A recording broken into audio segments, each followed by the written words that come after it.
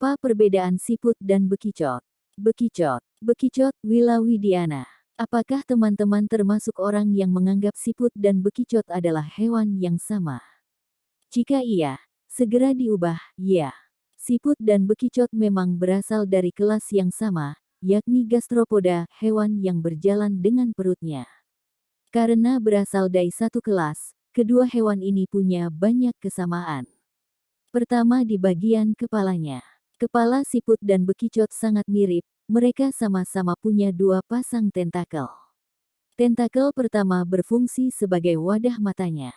Kalau tentakel kedua ada di samping mulutnya berfungsi untuk mendeteksi sesuatu. Oh iya, hewan ini juga sama-sama mengeluarkan lendir untuk melindungi tubuhnya dari benda yang ada di atas tanah. Lendir itulah yang membuat tubuh siput dan bekicot tidak mudah terluka saat berjalan di atas tanah. Meski punya banyak kesamaan, kedua hewan ini tetap punya perbedaan, loh. Apa perbedaan siput dan bekicot? Berikut dua perbedaan siput dan bekicot. Siput tidak punya cangkang di punggungnya, sedangkan bekicot punya cangkang di punggungnya. Cangkang pada bekicot berfungsi sebagai alat pelindung. Karena tidak punya cangkang, siput lebih sering bersembunyi di balik daun, batu, atau kayu yang ada di atas tanah. Warna. Siput punya warna yang cukup beragam, mulai dari kuning cerah, abu-abu, hingga hitam.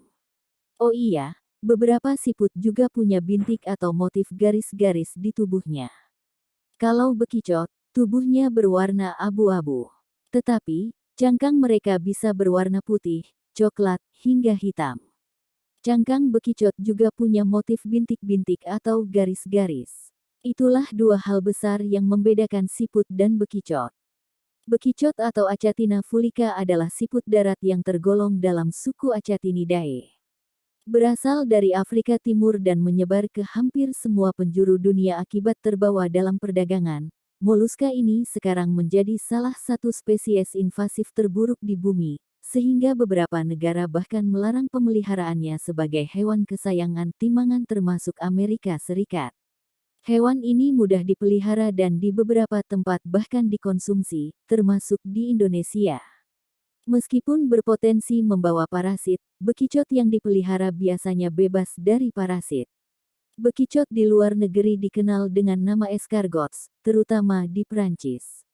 Orang Prancis sangat menyukai masakan dengan bahan baku ini. Ada yang bilang salah satu cara untuk mengecek apakah restoran tersebut mempunyai masakan yang enak-enak adalah melalui menu ini dahulu.